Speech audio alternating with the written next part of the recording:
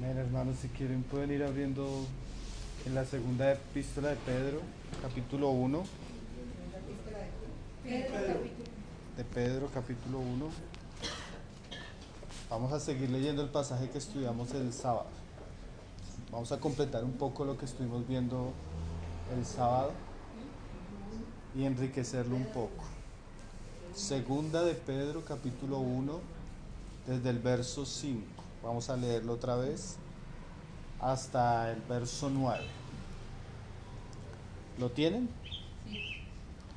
Vamos a leerlo, dice: vosotros también, poniendo toda diligencia por esto mismo, añadid a vuestra fe virtud, a la virtud conocimiento, al conocimiento dominio propio, al dominio propio paciencia, a la paciencia piedad, a la piedad afecto fraternal y al afecto fraternal amor. Porque si estas cosas están en vosotros y abundan, no os dejarán estar ociosos ni sin fruto en cuanto al conocimiento de nuestro Señor Jesucristo. Entonces, como para hacer un recuerdo, porque tal vez algunos no pudieron estar el sábado, nosotros leíamos del verso 3 al verso 5 y decíamos que Pedro se encarga de explicarnos la calidad de la salvación que hemos recibido. Una salvación que incluye que todas las cosas que pertenecen a la vida y la piedad nos han sido dadas. Una salvación que incluye que nosotros hemos sido participantes de la naturaleza divina. Una salvación que incluye que el divino poder de Dios, o sea, la persona del Espíritu Santo, habita en nosotros. Y que esa salvación nos ha sacado de un lugar. Nos sacó del lugar de las tinieblas a la luz admirable que es en Cristo Jesús. Entonces podríamos resumir que esos versículos nos muestran la calidad o la clase de salvación que hemos recibido por gracia, por fe, exclusivamente por lo que hizo Cristo. Ahora, en los versos siguientes del 5 al 7 nos muestran nuestra responsabilidad. Una vez tenemos fe, el creyente dice ahí que debe añadirle. Nosotros también, dice ahí en el 5, poned toda diligencia por esto mismo y añadid a vuestra fe. Entonces la vida cristiana comienza con lo que Cristo hizo y lo que recibimos nosotros por la fe. Pero ahora Pedro nos muestra que para que esa vida cristiana crezca, se desarrolle, ahora nosotros tenemos que añadirle a nuestra fe 7 ingredientes. Nos da una lista de 7 aspectos en los cuales nosotros debemos ser diligentes, como dice el versículo, a añadirle estos ingredientes a nuestra fe. Entonces decíamos que la virtud era aquel aspecto de honorabilidad que hay que añadirle a la fe. Nosotros debemos no tener una fe tímida, sino que debemos ser varoniles en nuestra fe, o sea, añadirle esfuerzo, valentía a esa fe, ¿sí? Además dice ahí que deberíamos añadirle conocimiento. El cristiano no se debe conformar, si lo podemos decir, con ese conocimiento inicial de la salvación, del arrepentimiento, del bautismo.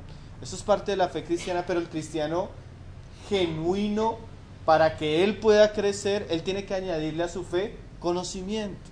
Entonces tiene que ser una persona que tenga la disposición a leer, a estudiar, a aprender, a ser discipulado.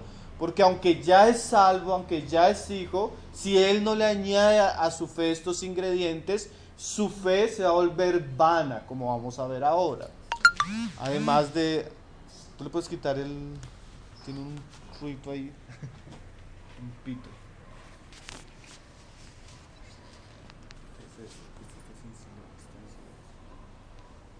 Entonces, además de eso, dice ahí virtud, a la virtud conocimiento, al conocimiento dominio propio.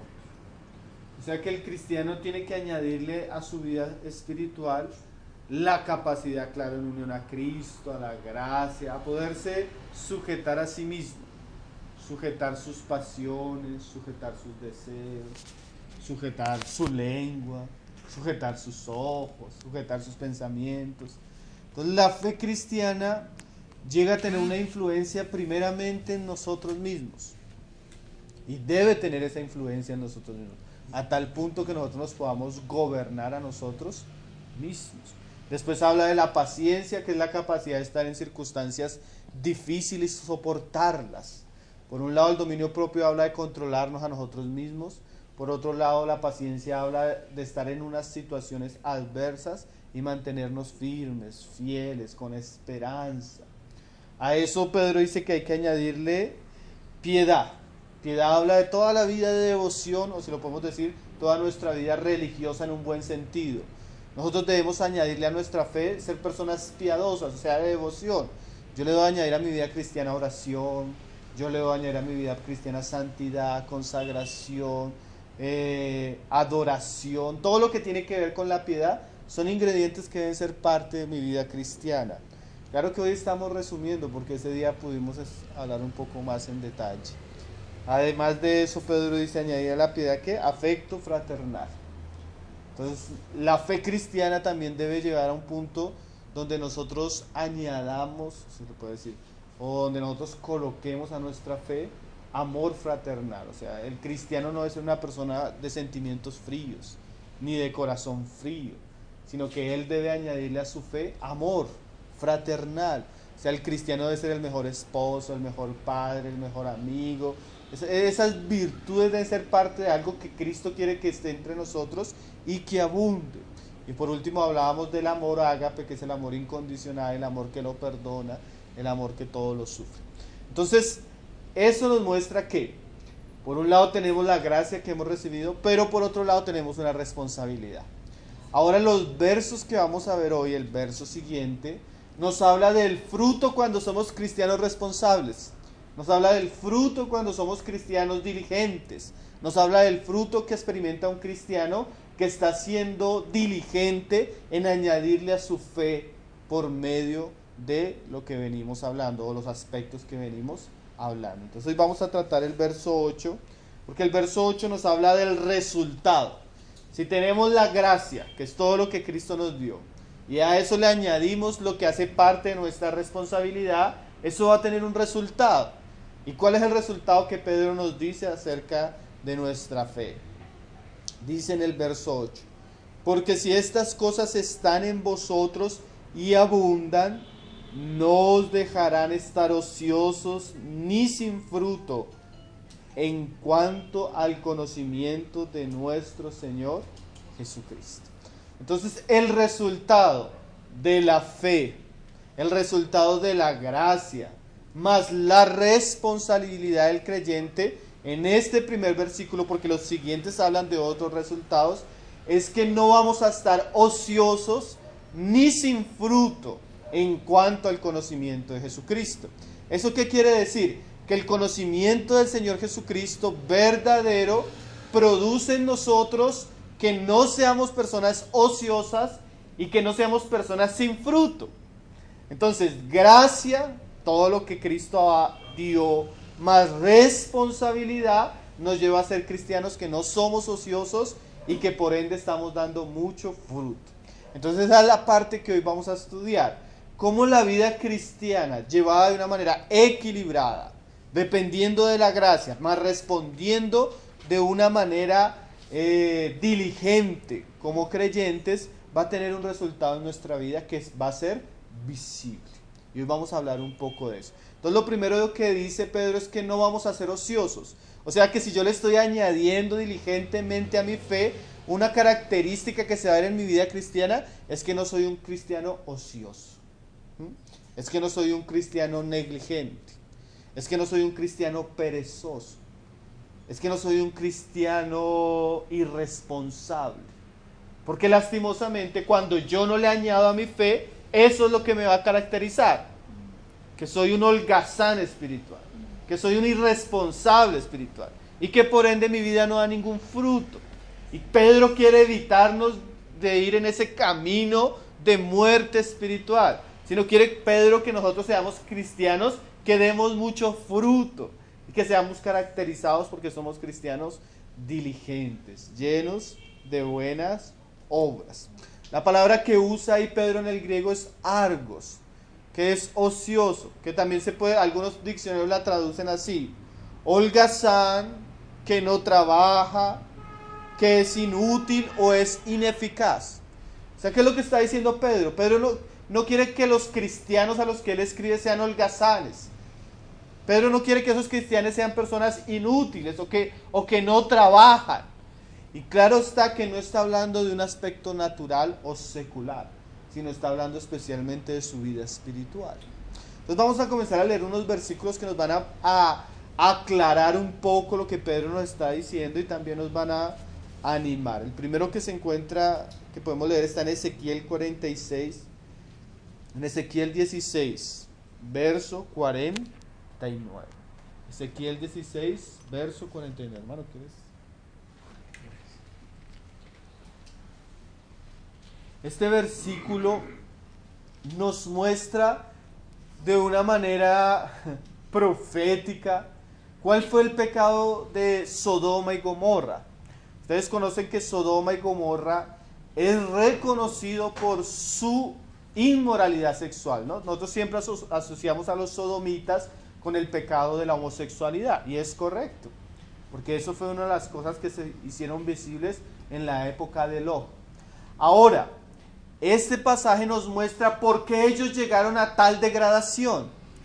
Y es muy interesante porque hay como unos escalones hacia la inmoralidad y hacia el pecado. Y entre esos escalones se encuentra esa palabra que Pedro nos está mencionando ahí en 2 de Pedro, Ezequiel 16, verso 49. Dice: he aquí que esta fue la maldad de Sodoma tu hermana. Y miren lo primero donde comienza: soberbia. Segundo, saciedad de pan. Tercero, abundancia de ociosidad tuvieron ellas y sus hijos. Y cuarto, y no fortaleció la mano del afligido y del menesteroso. Tenemos cuatro cosas: soberbia, abundancia de pan, saciedad de pan, abundancia de ociosidad y no fortalecer al afligido y al menesteroso. Entonces, eso llevó a Sodoma y Gomorra a los pecados horribles que ellos cometieron. Pero usted ve que no comienza con el pecado horrible, sino eso es como el resultado. ¿Qué es el comienzo? La soberbia. Cuando los hombres creen que pueden vivir sin Dios, que pueden ponerse en el lugar de Dios. Y a eso dice que uno de los problemas que tenía Sodoma y Gomorra, porque Sodoma y Gomorra era la capital de la época, eran las metrópolis, eran las ciudades importantes. Usted cuando ve las películas del Antiguo Testamento, usted ve la película de Sodoma y Gomorra, muestran a Sodoma como una ciudad oscura, llena de gente mala, y pasan cuervos, pero como las describen en la época no eran así. Eran las ciudades prósperas, eran las ciudades de la abundancia, eran las metrópolis, ¿sí? Como no sé, usted piensa en una capital de una ciudad donde todo es muy bueno, todo es próspero, hay grandes negocios, hay cosas que a los ojos, tanto que Lot vio esa ciudad y a sus ojos quedó cautivado. Entonces era una ciudad de mucha prosperidad, y cuando hay prosperidad lamentablemente hay soberbia en el corazón. Los hombres creen que por su dinero, por su abundancia, ellos no necesitan de Dios. Entonces, además de haber soberbia, había abundancia de pan. O sea, no había escasez. Era una ciudad próspera donde todos tenían comida en abundancia, ¿sí? Hay veces uno va viajando y llega a ciudades o países donde la comida usted que es en abundancia, que uno dice, comen todos los días banquete, y eso es lo normal, hay abundancia de pan. Pero ¿qué pasa? Cuando las personas sacian sus estómagos, muchas veces sus almas están vacías. Muchas veces ellos viven solo para comer y ese es su Dios, y se olvidan del verdadero alimento. Ahora, el tercer pecado que muestra este pasaje de Sodoma y Gomorra fue que había ¿qué? Abundancia de ociosidad. Entonces, cuando hay mucha ociosidad, la generación es entregada a todo tipo de pecado. Y eso es tan cierto que usted puede destruir totalmente la vida de su hijo si usted enseña a su hijo desde pequeño a ser un zángano. Enseña a su hijo que usted le hace todo.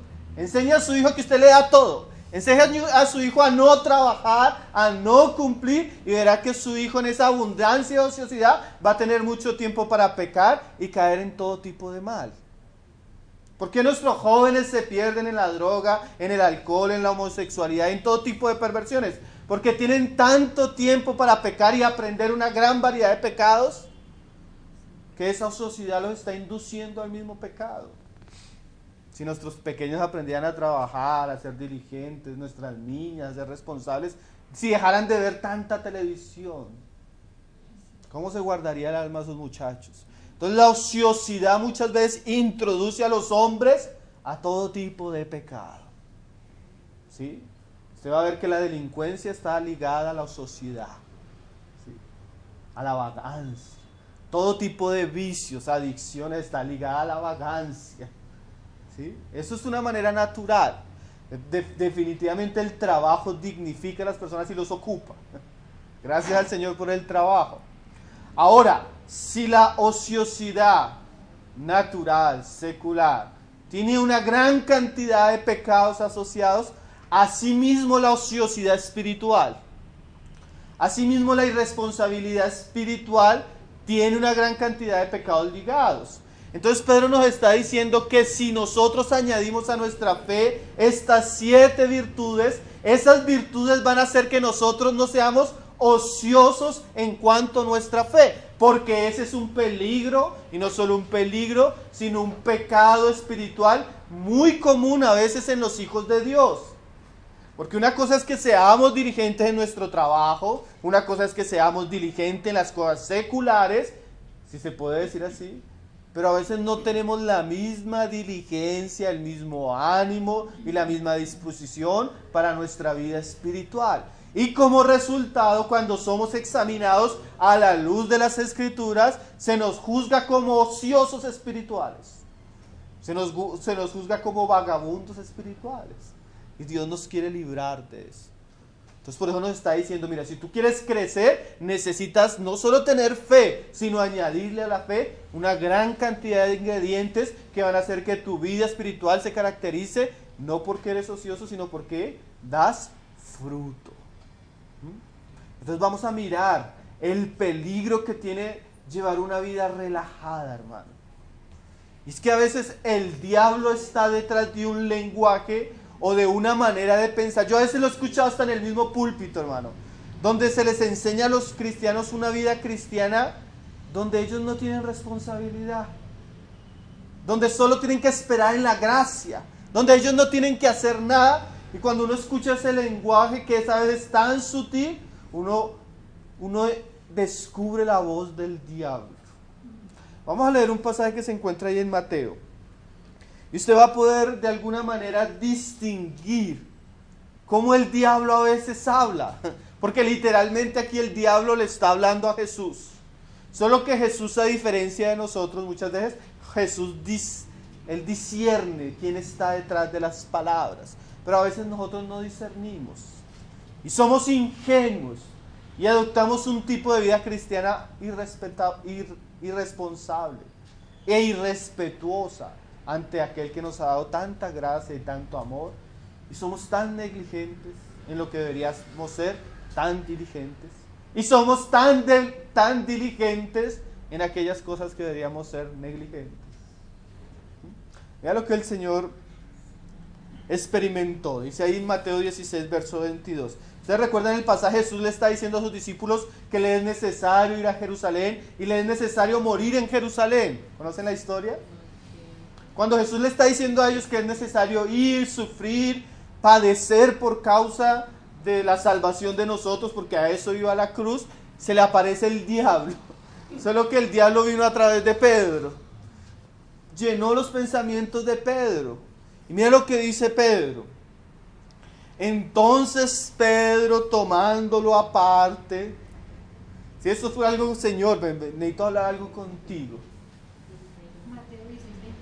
16:22 dice, comenzó a reconvenirle diciendo, Señor, ten compasión de ti, en ninguna manera esto te acontezca. Es lo que le está diciendo el diablo a Jesús.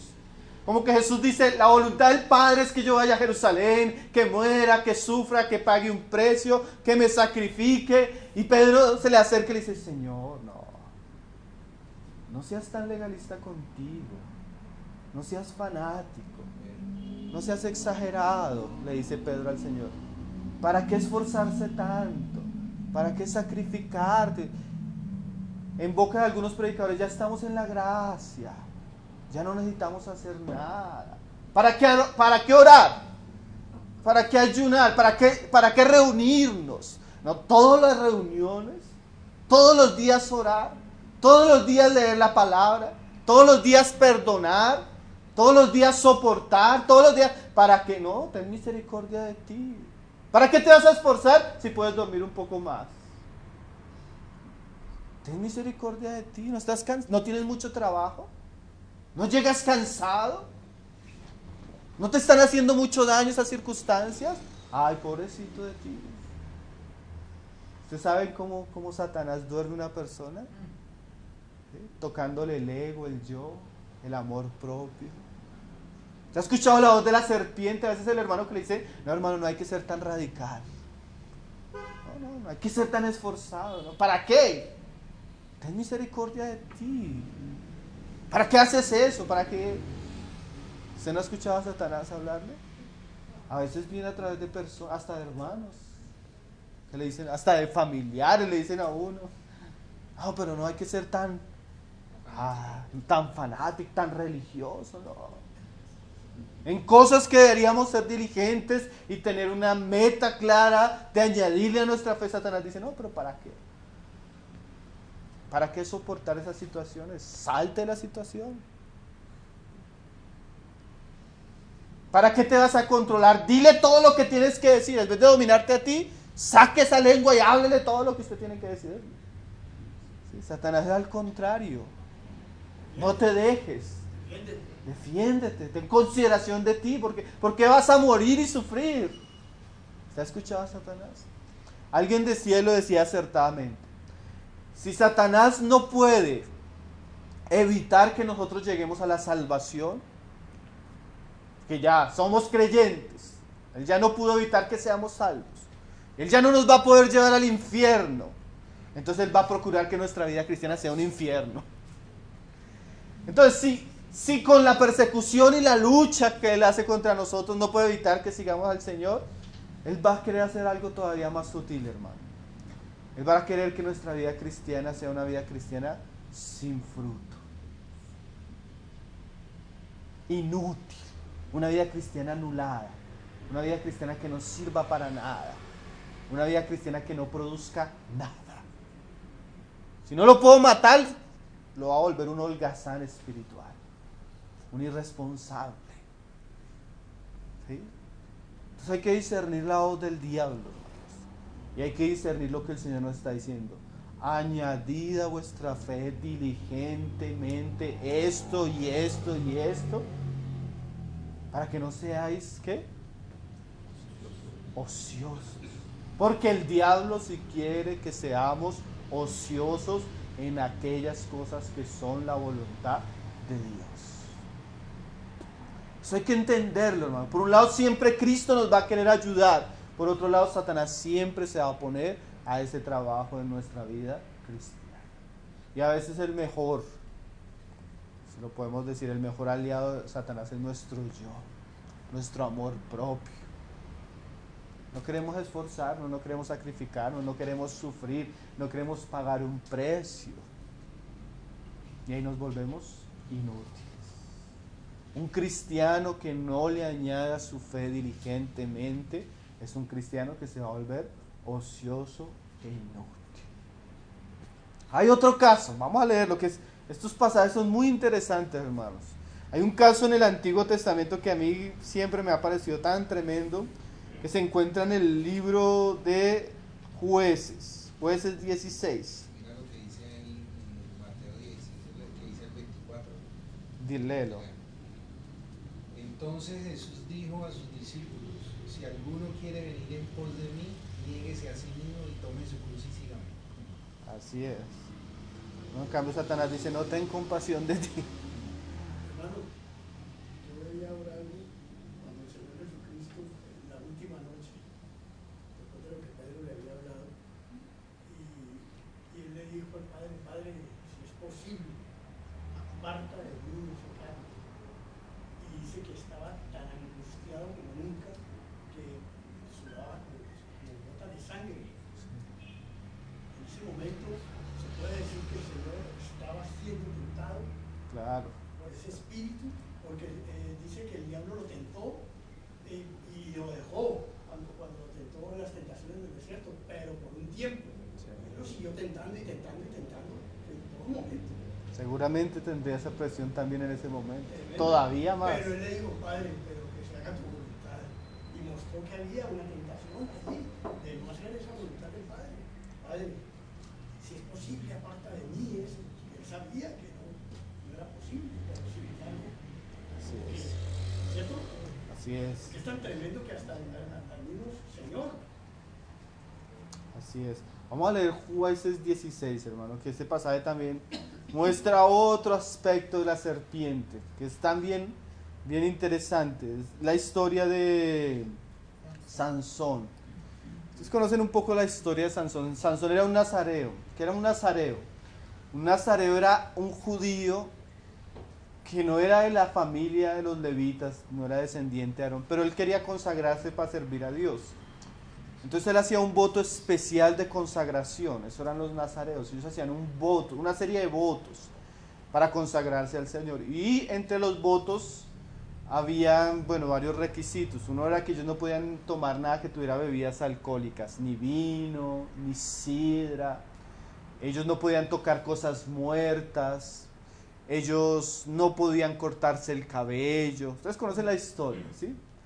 Entonces, esos votos de alguna manera representan aquellas virtudes que deberían acompañar la consagración de los nazarenos, ¿sí? Y eso es muy interesante porque de alguna manera es una figura del Antiguo Testamento de aquellas virtudes o votos espirituales que nosotros como cristianos deberíamos tener. Ahora hay cristianos que piensan que no hay que tener votos, ¿sí? Pero el hermano A.W. Tozer, él escribe un libro que es muy bueno, es un folleto, si usted lo puede leer, es corto y es muy bueno, se llama 5 votos para obtener poder espiritual. Y él da 5 consejos a los cristianos en su vida espiritual, que si ellos en estas áreas invierten, van a experimentar poder de Dios. Y lo que nos está diciendo Pedro es que si nosotros invertimos en ciertas áreas, especialmente 7, vamos a ser cristianos que demos fruto.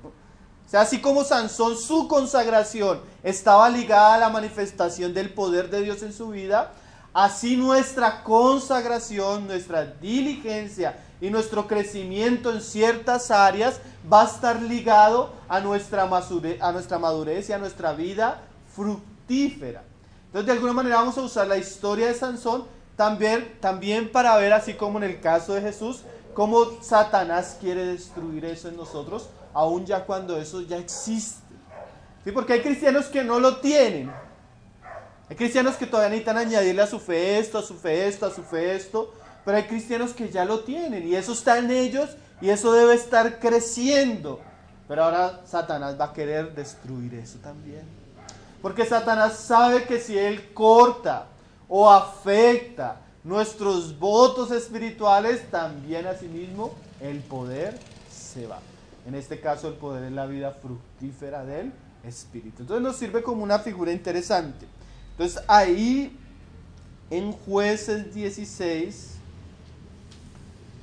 verso 15, le voy a leer una frase que dice Tozer en ese libro. Dice, ¿qué era un voto? Era la obligación asumida voluntariamente con relación a nuestra consagración al Señor. Es diferente un juramento a un voto. El voto era algo voluntario que la persona quería hacer para consagrarse al Señor.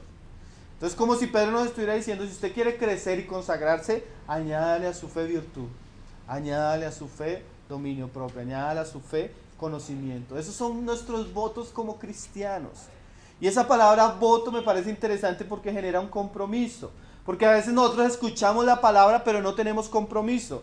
Por ejemplo, después del sábado, ¿usted se propuso en su corazón hacer un voto en relación a las virtudes que usted no tiene? Por ejemplo, si yo sé que soy una persona que me falta conocimiento, ¿cuál sería el voto? Señor, yo sé que necesito conocimiento. Ayúdame en tu gracia por medio de tu Espíritu a apartar en el día por lo menos 15 o 20 minutos donde yo pueda ocuparme a la lectura y así crezca en el conocimiento de tu palabra. Porque usted pudo haber tenido una buena impresión de la enseñanza, pero si eso no tiene un efecto práctico, usted es un oidor olvidadizo. Por ejemplo, otro voto. Señor, yo sé que tengo un problema serio de paciencia. Cuando mi esposa me pide algo, yo reacciono. Cuando mi hijo hace algo, yo reacciono. Entonces ayúdame, Señor, a hacer un voto delante tuyo para que en esos momentos yo pueda acordarme de lo que tú estás diciendo y yo pueda pedir en tu gracia no reaccionar de la misma manera. Y dice Tozer, sea firme en sus votos y si falla, arrepiéntase y vuélvalo a reanudar. Señor, yo necesito crecer en la piedad, yo no oro. Entonces voy a apartar ahora todos los días de 6 a 6:30, porque a las 6:30 tengo mis labores, ese tiempo para orar. Ayúdame a ser comprometido, porque tú dices que debo añadirle a mi fe piedad. Señor, yo no soy una persona que tenga amor fraternal. A mí no me interesan los hermanos, pero yo sé que necesito aprender a amar a los hermanos. Entonces yo voy a hacer algo muy práctico. Del diezmo que yo doy en la iglesia voy a apartar 5% más, o lo que doy para la iglesia voy a apartar tanto para los pobres. Y yo voy a comenzar a ejercitarme en dar a los pobres, porque es amor fraternal. ¿Está entendiendo lo que es un voto? Entonces hay cosas que no solamente debemos oír, sino ellas deben generar una responsabilidad en nuestro diario vivir. Entonces hay algunos que llegan y dicen, no hermano, eso es ser legalista. Tenga compasión de usted. No hay que ser tan exigente. No hay que ser tan religioso. Pero recuerde quién es el que habla así. Nosotros debemos ser diligentes. Amén. Ahora, en este caso, este pasaje resalta una figura que por eso me gusta llegar a este pasaje. Y es la figura del cabello de Sansón. Era de los votos. Pero ¿qué tiene interesante el cabello? Y eso es muy importante en la vida cristiana, hermano. El cabello, usted no tiene el cabello largo de la noche a la mañana. ¿Sí? Es un proceso de crecimiento. Entonces usted puede decir, hermano, yo quiero crecer en un voto de oración. Me va a proponer orar 3 horas, no lo va a lograr. No lo va a lograr. Pero si usted comienza a pedirle al Señor que por lo menos 15 minutos en la mañana, y otros 15 minutos en la tarde, y otros 15 minutos en la noche, y usted comienza a crear ese hábito de orar en la mañana, a mediodía y en la noche. Y 15 minutos, y usted se da cuenta que esos 15 minutos después van a ser poco. Y eso va a comenzar a crecer, y eso va a comenzar a crecer. Entonces su voto de consagración va a comenzar a avanzar. Y es como el cabello de Sansón que va a comenzar a crecer. Esa figura es interesante porque nadie de la noche a la mañana amanece mechudo. Es un proceso. Y en nuestra vida cristiana ninguna virtud de la piedad es espontánea. Los cristianos quisieran a veces que apareciera la trenza de la consagración, la trenza de la santidad, la trenza de la devoción, la trenza del dominio propio, así ya completa. No, eso comienza en lo poco.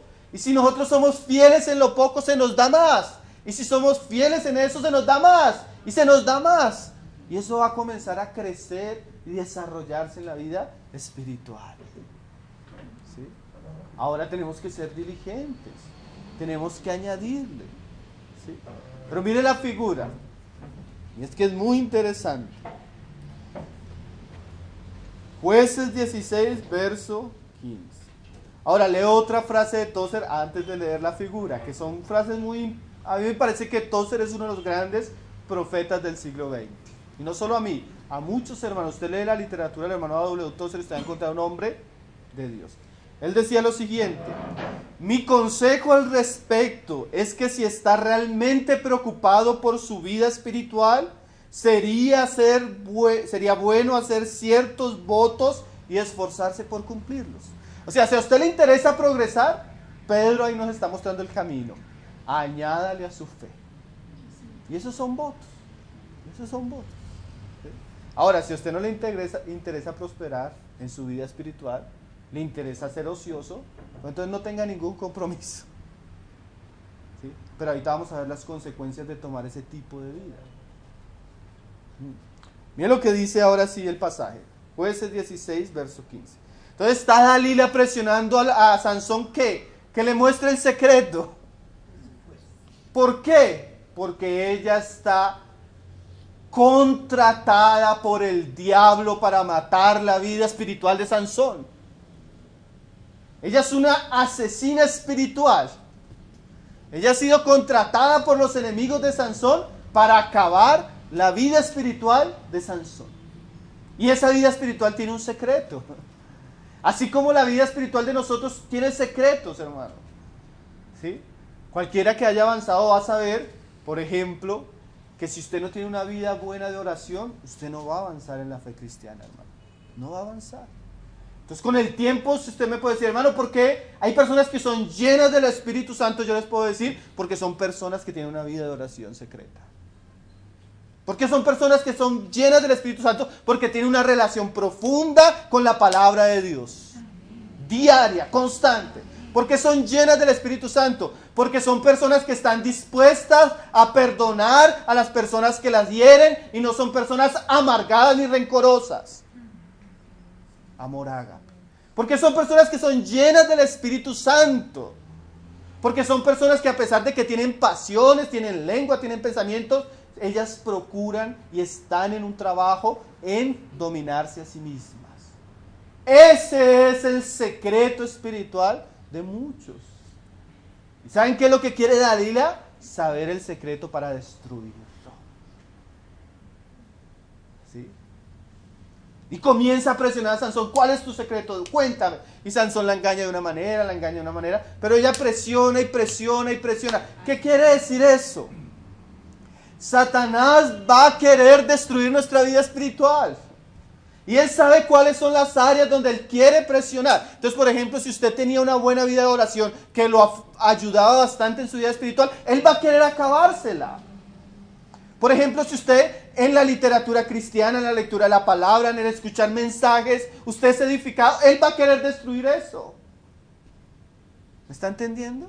Porque él no quiere que usted avance. Si él sabe que las reuniones de la iglesia son importantes para su vida espiritual, él va a hacer todo lo posible para que usted sea irresponsable con eso. Porque él sabe que nuestra vida espiritual, en su fluir, en su manifestación, en su suministro, depende de otras cosas. Claro, depende de la gracia. Pero hay algo que se llama así, medios de gracia. O sea, Dios dispensa su gracia a través de ciertos medios. ¿Está entendiendo? Pero Dalila quiere matar eso. Dalila quiere destruir eso. Dalila es un instrumento del diablo para destruir esas cosas. Por ejemplo, nosotros sabemos que la santidad nos ayuda a crecer espiritualmente. ¿Cómo así? Si yo quiero avanzar, yo tengo que dominarme a mí mismo. Pero si yo me pongo a ver novelas donde salen mujeres desfilando con ropa cortica, en vestido de baño, sensuales, así sea en el noticiero, ¿eso qué va a hacer? En vez de yo llevarme a poderme controlar, eso va a despertar en mí deseos incontrolables. Entonces Satanás sabe que la inmoralidad y la promoción de la inmoralidad destruye el dominio propio de los hombres. Entonces vivimos en un ambiente donde somos bombardeados constantemente para, en vez de dominarnos, vivir como bestias. ¿Sí me está entendiendo? Y es el espíritu de Dalila. ¿Por qué? Porque un hombre que cae esclavo a la pornografía, un hombre que cae esclavo a la masturbación, un hombre que cae esclavo a pecados sexuales, es un hombre que no va a tener poder ni llenura espiritual. ¿Usted lo entiende? Entonces hay una obra de Dalila de destruir nuestros votos, o lo que podrían llegar a ser nuestros votos espirituales. Y hay que entender esas cosas, amado. Porque a veces vemos una iglesia adormecida, porque a veces vemos una iglesia que no está haciendo nada, no está dando fruto, porque espiritualmente es una iglesia que está herida en sus raíces, no tiene fuerza, no tiene capacidad, no tiene la gracia de Dios para dar fruto. ¿Fruto de qué? De su irresponsabilidad. Claro, pero también fruto de una obra muy sutil pero efectiva del diablo en nuestra vida espiritual. Por eso Pedro nos advierte seriamente: añádele a vuestra fe para que no sea una fe ociosa. Mira lo que dice el pasaje. Y él le dijo: ¿Cómo dices yo te amo cuando tu corazón no está conmigo? Ya me has engañado 3 veces y no me has descubierto aún en qué consiste tu gran fuerza. Y aconteció que presionándola a ella cada día con sus palabras e importunándoles Su alma fue reducida a mortal angustia. ¿Usted puede ver la diligencia de esta mujer? ¿Usted puede ver la diligencia del diablo? El diablo no va a insistir una vez, porque a veces los cristianos son ingenuos.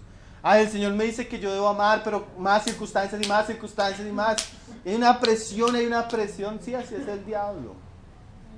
Porque la Biblia habla así, que nosotros estamos en una vida cristiana que es representada como una guerra espiritual, donde no hay vacaciones. ¿Sí? A veces usted va a vacaciones y allá se encuentra con cosas muy peligrosas si usted toma vacaciones espirituales. ¿Sí? Entonces, Dalila presiona. ¿Por qué? Porque ella quiere saber el secreto. Llega un momento que Sansón le descubre su corazón, dice ahí en el 7. Le descubrió pues todo su corazón y le dijo: nunca mi cabeza ha llegado navaja, porque soy nazareo de Dios desde el vientre de mi madre. Y esa frase es interesante. Sansón fue consagrado desde el vientre de su madre. ¿Yo qué podría decir? Esa consagración era tan especial que yo digo que representa algo de la vida cristiana, hermano. Nosotros desde la conversión, desde el nacimiento de nuevo, desde nuestros primeros pasos en la fe deberíamos ser nazarenos. Esto no debería ser solo algo para los ancianos, para los que llevan 15 años. El cristiano lo primero que se le debería enseñar es a ser nazareo. Eso que estamos hoy hablando, eso no es para avanzados, hermano. Usted lleva 15 días en la fe, esto es para usted. Usted lleva 1 año en la fe, esto es para usted. Usted lleva 20 años, también es para usted. Él fue apartado desde el vientre. Nosotros somos apartados en Cristo para grandes y gloriosas cosas, hermano. Dice: desde pequeño a mí nunca me pasó navaja sobre mi cabello. O sea, el voto, su cabello, era la gran virtud de su consagración. Pero mire lo interesante que la Biblia nos describe cómo era el cabello de Sansón, hermano. Era interesante. Dice: si fuere rapado, mi fuerza se apartará de mí, y me debilitaré y seré como todos los hombres. Entonces, poder ligado a ¿qué? Consagración. Consagración ligada a votos espirituales. Y eso lo podríamos decir en la misma vida, en la vida cristiana. Poder ligado a consagración. Consagración ligado a virtudes o votos espirituales. ¿Cuáles? Los que ya leímos en Pedro.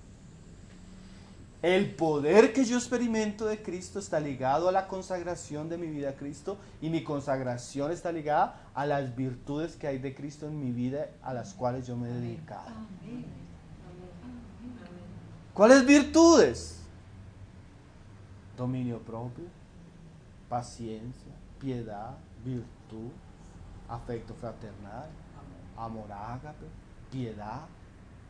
Esas cosas son mis trenzas espirituales. Esas cosas son mi cabello de consagración al Señor.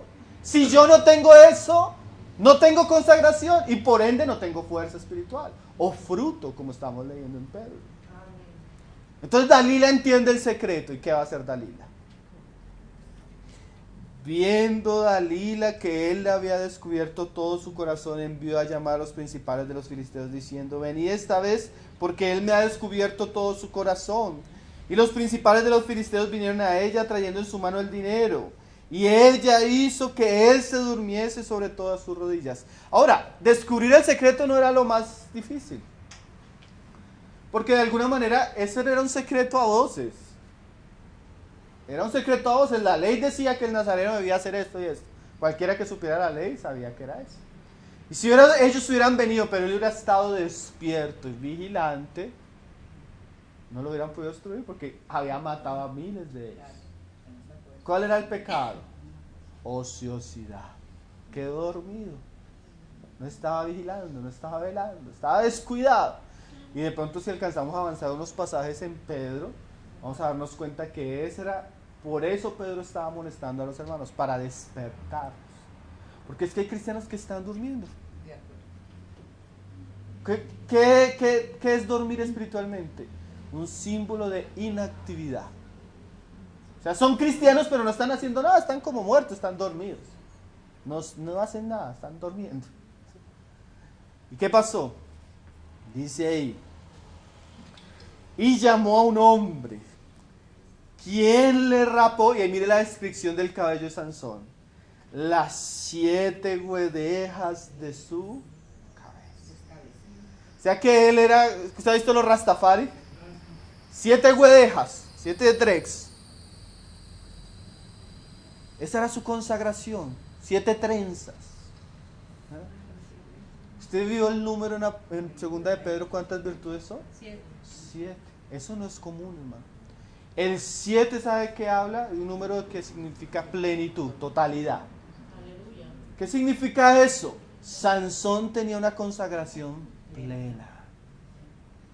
Porque es que eso es también interesante. No solo es que oramos. No, hermano, es que mi ministerio es la oración. Pero nunca lee la palabra. No, hay que añadirle a la fe también conocimiento, como piedad. No, hermano, es que yo sirvo para estar en la presencia de Dios, pero yo no sirvo para amar a los hermanos. No. Dice, afecto fraternal también. ¿Me está entendiendo? O sea, una consagración, ¿qué? Plena. De eso nos habla las 7 guedejas de Sansón. Ahora, ¿qué hizo Dalila? Cortarle las guedejas. ¿Qué quiere el diablo, hermano? Cortar nuestra consagración. Amén. Especialmente en esas áreas que la palabra resalta. ¿Por qué? Porque si el diablo corta en esas áreas, se va el poder y usted va a ser igual a cualquiera de los otros hombres. Hermano, un cristiano puede ser igual o peor que cualquiera de los otros hombres, si la manifestación y el suministro del Espíritu se va de él. ¿Cómo se puede ir eso de nosotros? Cuando Dalila llega a cortar. Usted deje de orar y va a ver el desastre. Deje de relacionarse con la palabra, va a ver el desastre. Dele libertad a sus pasiones, va a haber el desastre. Rebélese contra las circunstancias que Dios le permite, va a haber el desastre. Deje de amar y de perdonar, va a haber el desastre. Deje de ser una persona piadosa, va a haber el desastre. Y Satanás quiere cortar nuestras guedejas. ¿Para qué? Para llevarnos a ser cristianos ociosos, sin fruto, a merced de nuestros enemigos, como vamos a leer en Pedro, ciegos, que tienen la vista corta. Porque el diablo sí no está jugando, hermano. El diablo, él quiere destruir nuestra vida espiritual. Y lo único que nos va a librar es que nosotros seamos dirigentes en añadir a nuestra fe. Entonces yo quisiera ya comenzar a hacer aplicaciones de la enseñanza. Hermano, tome en serio hacer votos espirituales en aquellas áreas donde usted tiene vacíos. Si su problema está en la oración, usted necesita cultivar esa área. Si su problema está en el conocimiento, usted necesita cultivar esa área. Si su problema está en el amor hacia los hermanos, usted necesita cultivar en esa área. Si su problema está en las circunstancias, usted necesita crecer en la paciencia. Si su problema está en relación a la timidez, al miedo, usted necesita volverse un hombre valeroso. ¿Me hago entender? Usted tiene que, delante de Dios, comprometerse y ser firme en su compromiso. Eso nos lo va a decir más adelante Pedro. Hacer firme vuestra vocación. Es que a veces nosotros los cristianos somos tan ingenuos, hermano. Para cualquier área de la vida usted necesita tener disciplina. Si usted quiere sacar una carrera profesional, usted necesita ser disciplinado. Si usted quiere funcionar en el ejército, usted necesita tener una disciplina. Si usted quiere crecer en algún área, usted necesita ser disciplinado. ¿Cómo esperamos crecer y avanzar en nuestra vida espiritual si somos indisciplinados e negligentes? Sí, si no hay consagración. A veces los cristianos literalmente somos cristianos calvos, según la figura de Sansón. ¿Qué? No tenemos trenzas. ¿Y saben qué era lo interesante del cabello en esa época? Que para el hombre el cabello largo era una señal de vergüenza. pero era una señal. O sea que estas trenzas cuando crecían se hacían visibles. ¿Qué quiere decir? Cualquiera sabía de lejos que un hombre era nazareno porque no era normal que los hombres tuvieran cabello largo y estos hombres eran hombres con trenzas largas. ¿Me está entendiendo? ¿Qué quiere decir eso? La consagración cristiana espiritual es visible. Usted se da cuenta cuando un cristiano es un hombre de oración. Usted se da cuenta cuando un cristiano es un hombre de la palabra. Usted se da cuenta cuando un cristiano es un hombre que ama a sus hermanos. Usted se da cuenta cuando un cristiano se domina a sí mismo. ¿O usted no se da cuenta? Aunque usted no se da cuenta, los demás se dan cuenta de lo que usted es o no es. Las trenzas espirituales se ven. ¿Sí? A veces usted llega a la casa del hermano y le dice uno a la hermana, está el hermano, sí está, pero está orando, a esta hora él no recibe a nadie. Tiene una trenza. Sí está, pero está leyendo, tiene una trenza. ¿Cómo está, hermano? No está pasando por una lucha tremenda, pero aún así está firme en las reuniones, santo, perseverando. Tiene la trenza de la paciencia. Aleluya. Tiene problemas, esto y todo, pero está ejercitándose en el amor. Tiene trenzas.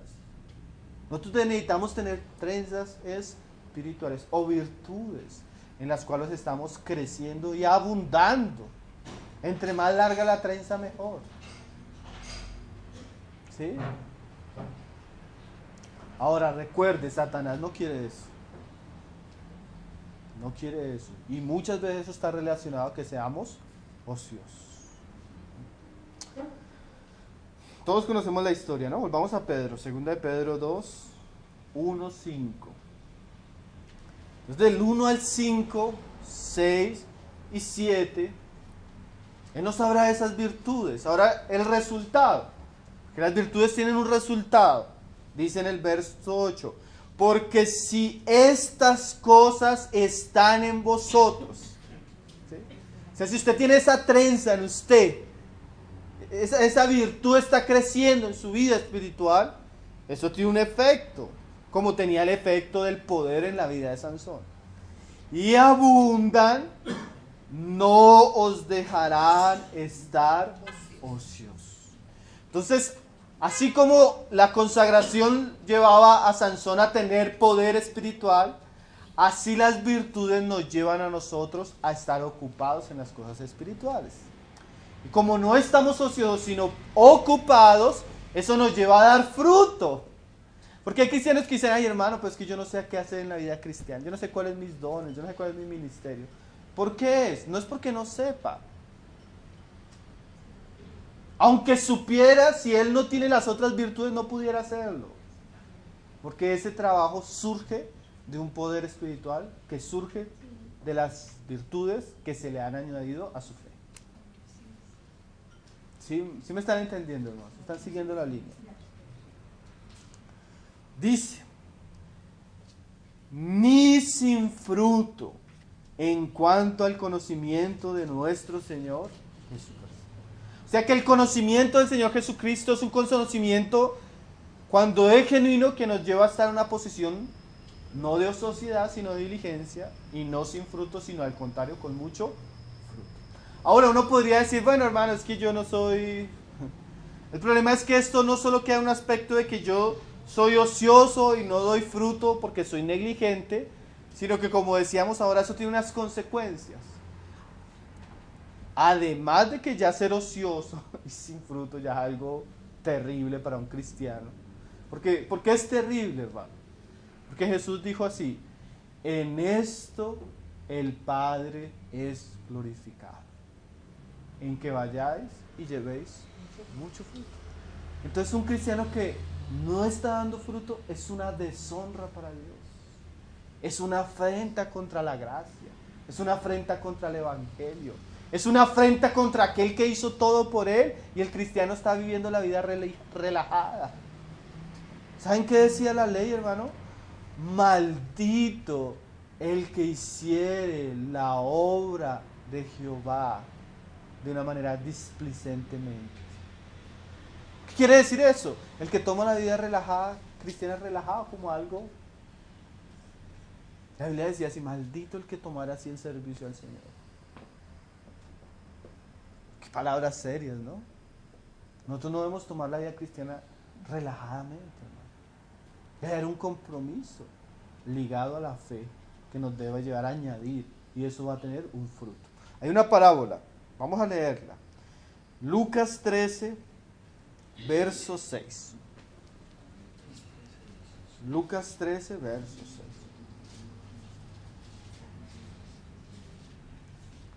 La palabra sin fruto que Pedro usa ahí es acarpos, que significa estéril, vacío, sin fruto, algo que no tiene beneficio.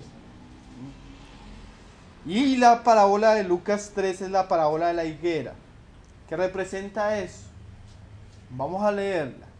Una tierra que está puesta, una higuera que es plantada en una buena tierra, con el fin de que dé fruto. Y yo podría decirle que si hay algo que yo sé, y que usted va a saber por las escrituras, es que todo cristiano es llamado a dar fruto. El Señor no siembra su semilla como un hobby. Hay gente que, digamos, que tiene fincas, pero es un hobby. Dios no está en un hobby. Dios está edificando su reino, y todo lo que Él hace tiene un propósito. ¿Sí? O sea, que Él hace algo con el fin de esperar algo. Y esta parábola representa eso. Dice ahí en el 6. Dijo también esta parábola: tenía un hombre una higuera plantada en su viña, y vino a buscar fruto en ella, y no lo halló. Entonces el Señor planta la higuera en la viña con el fin de ¿qué? De tener un fruto. Un agricultor, él tiene la intención de sembrar para recoger, ¿sí? Tiene la intención de invertir para que eso en algún momento produzca para él. Yo no creo que exista ninguno de nosotros que comience un negocio con el fin de que lo que se metió ahí se pierda. No, eso no lo hace ni nosotros. Sí. El Señor siembra con un fin, y Él viene a buscar el fruto. Y dice en el 7, y dijo al viñador: he aquí hace 3 años que vengo a buscar fruto en esta higuera, y no lo hallo. Córtala. ¿Para qué inutiliza también la tierra? Entonces mira lo que dice el Señor. Mira, yo traje esa higuera acá, a mi viña, y ya hace 3 años vengo y no da. Córtala, porque además de no dar fruto, y ahí decía que eso son cosas añadidas al pecado de ya no dar fruto. ¿Cuál es el pecado de no dar fruto? Eso ya es un pecado, pero ¿cuál se le añade acá? Inutiliza la tierra.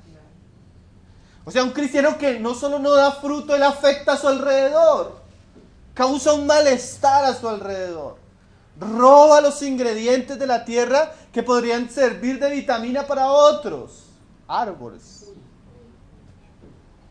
¿Sí? Y dice, es que ya hace 3 años, es como el cristiano que el Señor lo salvó, es como el Señor que lo atrajo. Hay cristiano que, por ejemplo, bien difícil la conversión, el Señor insistiendo años, y la persona llega a la fe, después de años de lucha. Y después de años de lucha, al tiempo, otra vez se aleja ese cristiano. Después de dar fruto, se aleja.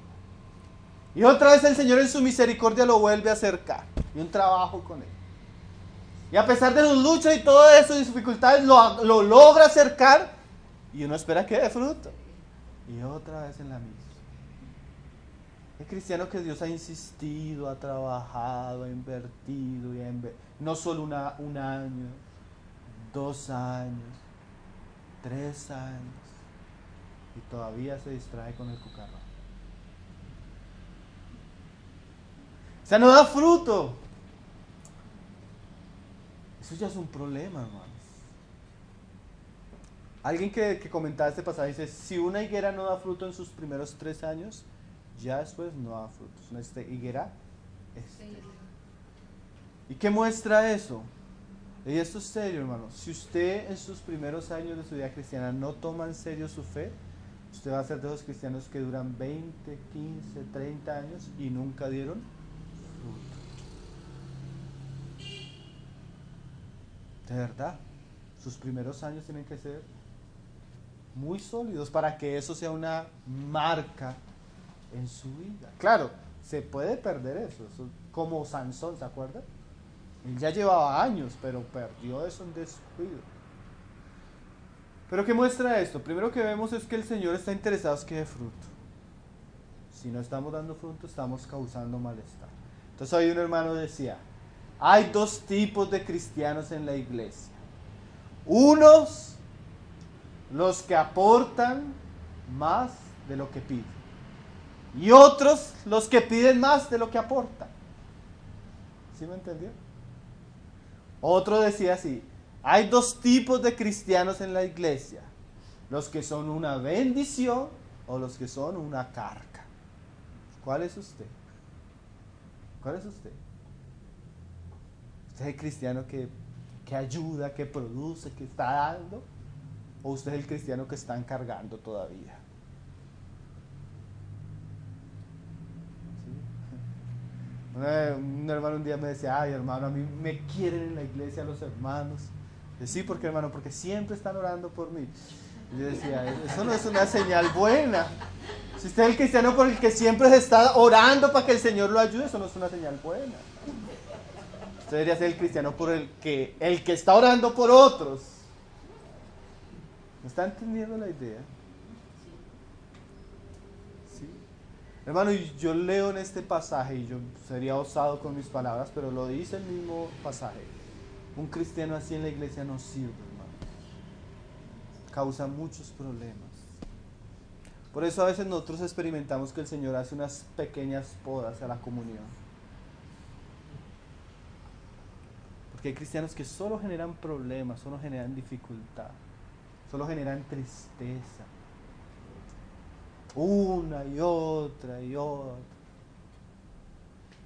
Y llega un punto donde el Señor mismo, por el bien de la iglesia, les da una excusa para que se vayan. Se dijo, pasó algo y la persona se escandalizó y se fue. A veces esa persona no se fue por lo que pasó, simplemente estaba esperando la excusa para irse. ¿Sí? Porque Dios está interesado en creyentes que den fruto, hermano. Dios está interesado en cristianos que den fruto. ¿Por qué? Porque lo que Él sembró es tan precioso que tiene toda la capacidad de dar un gran fruto. ¿Sí? Entonces dice, no, yo tuve ya al comienzo era difícil, pero el Señor me ayudó y bueno, ahí me enderecé. Pero es que hay cristianos que siempre, y se afirman un tiempo y otra vez, y otra. Y su constante es esa. Ay, hermano, llega un punto donde el Señor va podando su pueblo. Pero también esta parábola nos habla de las oportunidades, porque mira lo que dice el verso siguiente. Él entonces respondiendo le dijo, Señor, déjala. Ahí está como Cristo intercediendo, ¿no? Todavía este año,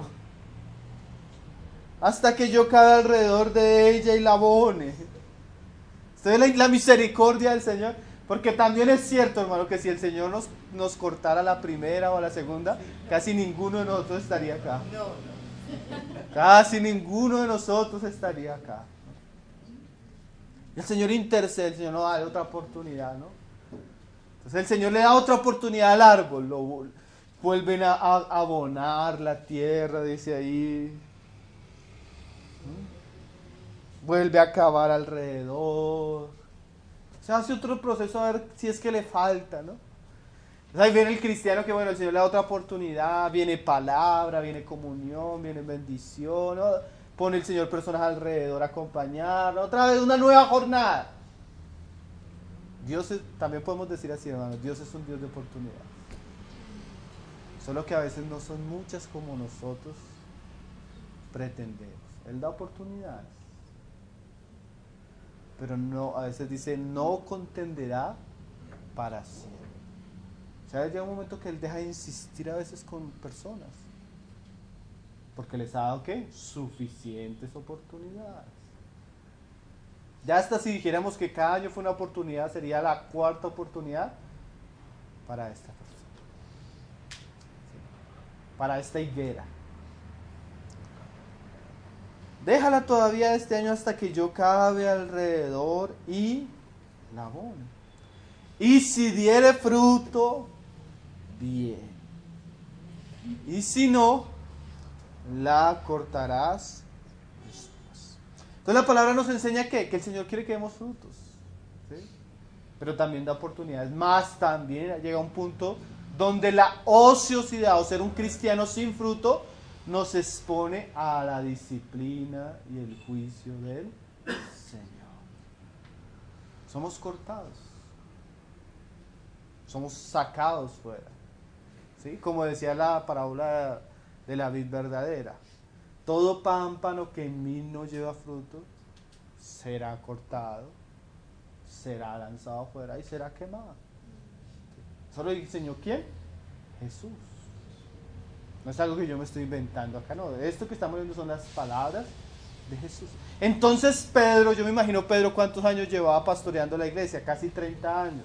Él escribe su segunda epístola antes del año 65, que más o menos fue el año donde fue mártir por Nerón.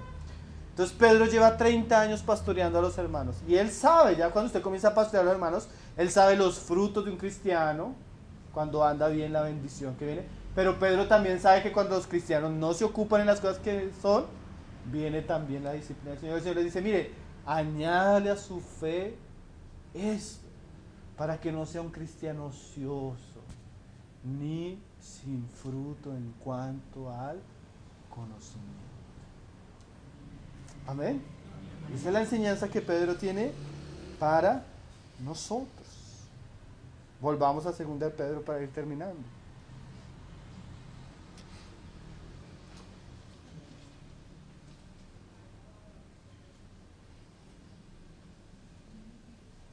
Segunda de Pedro 1:8. Dice: porque si estas cosas están en vosotros.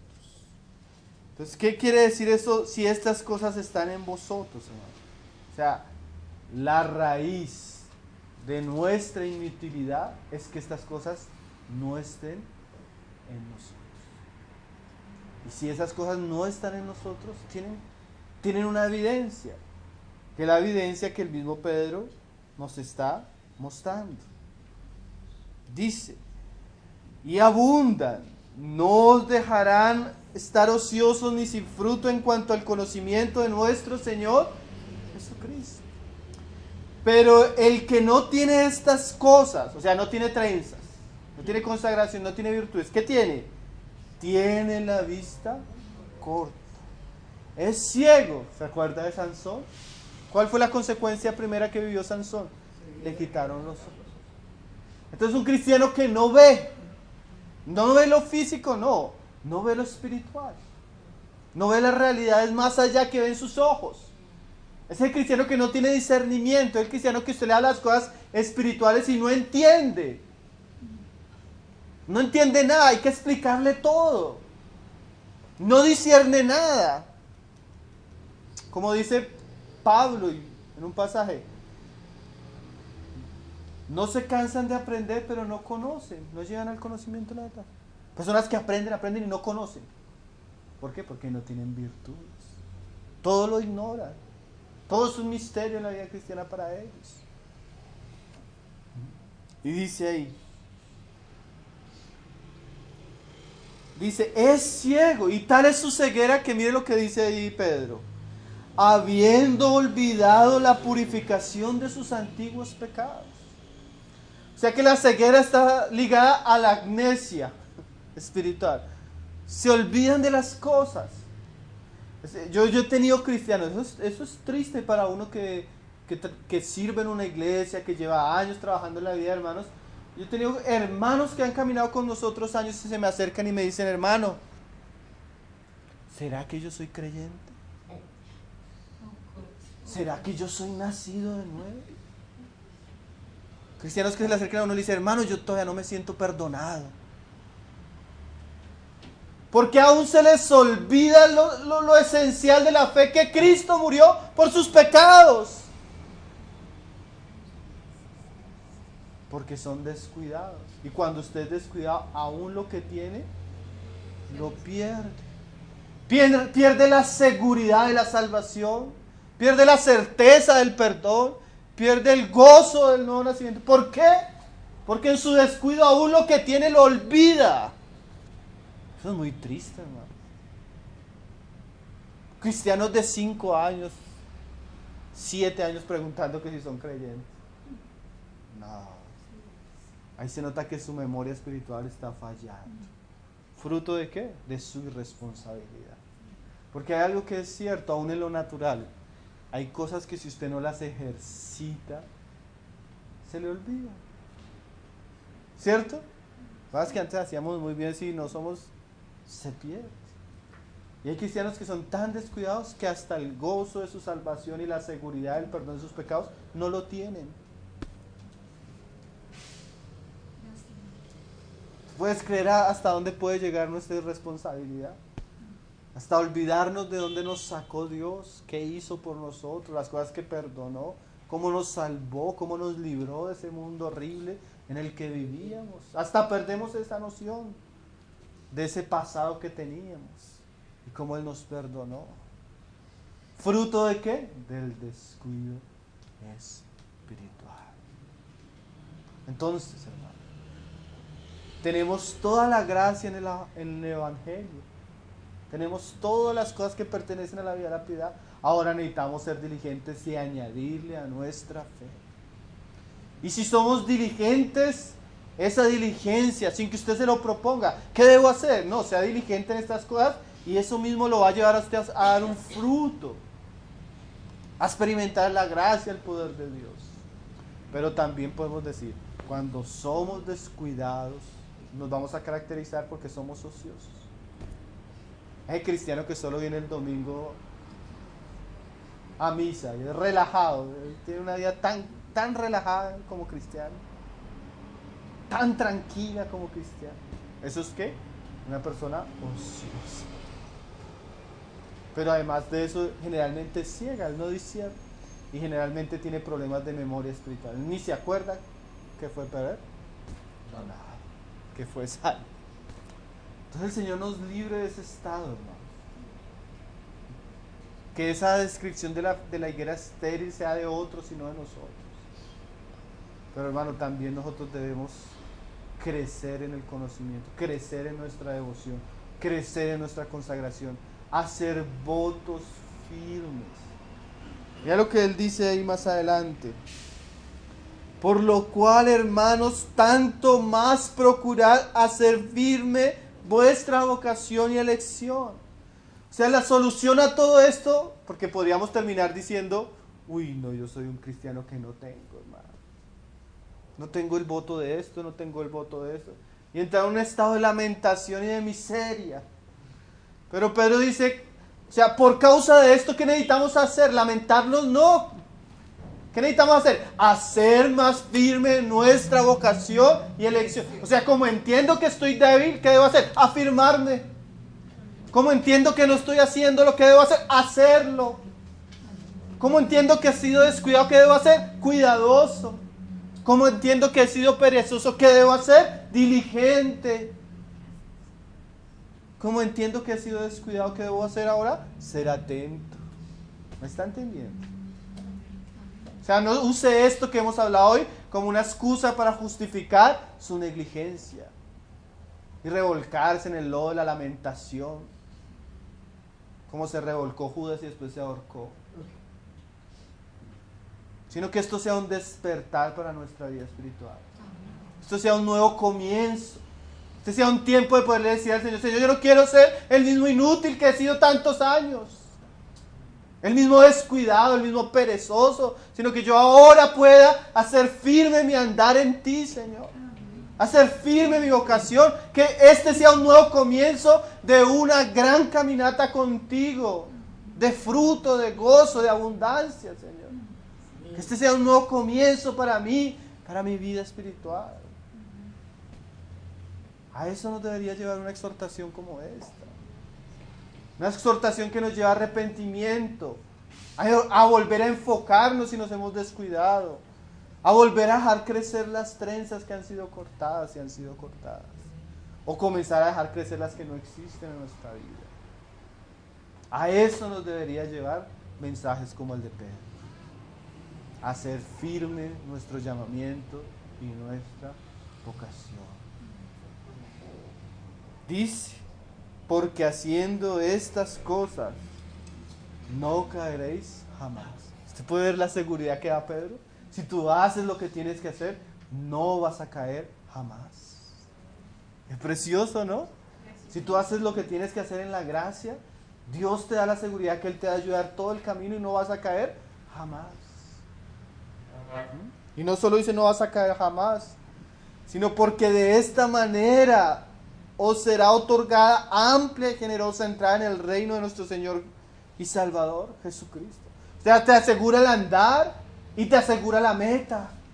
Si tú haces lo que debes hacer, tú puedes tener seguridad de que no vas a caer y que cuando te encuentres con tu Salvador y Señor Jesucristo en su regreso, tú vas a tener un lugar allá privilegiado, una entrada amplia. Amén, hermano. ¿Sí? Eso es lo que el Señor quiere en nuestras vidas. O sea, el Señor nos ayude, hermano, a añadirle a nuestra fe.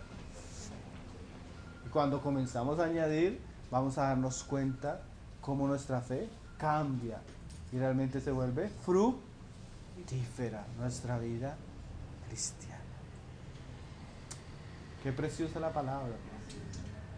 El Señor nos ayude a no ser oidores olvidadizos, sino realmente que nosotros podamos decir, Señor, este voto en mi vida necesito fortalecer. Este aspecto en mi vida cristiana necesito crecer en él. Ayúdame a ser diligente. Y si cae, hermano, el camino es levántese y siga. En este camino hay muchas caídas. Señor, yo me he comprometido a orar todas las mañanas y me quedé dormido hasta las 10 de la mañana. Perdóname, pero siga, vuélvalo a hacer. Ya después se vuelve un hábito ejercitado, que usted ya no va a poder descansar si no ora, porque ya se vuelve parte de su vida cristiana. Al comienzo, cuando usted comienza a hacer ejercicio, a usted le duele el cuerpo horrible, pero ya a los 15 días el cuerpo se va habituando. Y el ejercicio espiritual es muy parecido. Al comienzo parece ser muy difícil, hermano, pero a medida que usted se ejercita, los músculos espirituales van cogiendo fibra y la gracia y el poder del Espíritu nos va ayudando para poder seguir adelante. Cosas que antes eran imposibles, ahora son comunes en nuestra vida. ¿Por qué? Por la gracia y la diligencia. El Señor nos ayude. Voy a terminar yo haciendo una oración. Padre, te damos gracias, Señor. Gracias por tu palabra, Señor. Tu palabra que es preciosa, Señor. Tu palabra que es santa, Señor. Tu palabra que es pura, Señor. Pedimos, Señor, que tu palabra no caiga en tierra árida, sino que nuestros corazones puedan ser tierra, Señor, realmente que tenga los ingredientes necesarios, Señor, para que tu palabra dé fruto en nuestras vidas, Señor. Tú conoces nuestro estado, Señor, más que nadie, Señor. Tú conoces la condición en la que nos encontramos, Señor. Tú sabes nuestras victorias, nuestras derrotas, Señor. Tú sabes nuestros fracasos. Tú sabes todas las cosas, Señor. Tú no hablas al aire, Señor. Tú hablas porque todo lo sabes, Señor. Permite que cada uno de nosotros, en aquellos aspectos en los cuales tú nos has hablado por tu palabra, Señor, podamos ser fieles, podamos ser diligentes. Que tu palabra pueda traer un despertar a nuestra vida, Señor. Tu palabra pueda traer un nuevo comienzo, Señor, a nuestro andar. Que tu palabra nos pueda llevar, Señor, a ser hijos que den mucho fruto, Señor, para tu gloria y para tu honra, Señor. Que tu bendición, Señor, sea sobre cada hermano, cada familia, casa, sobre tu iglesia en este lugar, Señor, en esta ciudad, Padre. Ayúdanos a hacer luz en este mundo, Padre. Ayúdanos a dar fruto para tu gloria, Padre. Oh Señor, todo esto lo pedimos dándote gracias, Padre. En el nombre de tu Hijo Jesús. Amén. Amén. Gracias, Señor, por tu palabra. Gracias, Señor, que tú eres el que gobierna la iglesia. Gracias, Señor, por todos los que estamos aquí reunidos, que hemos escuchado tu voz, Señor. Que tu palabra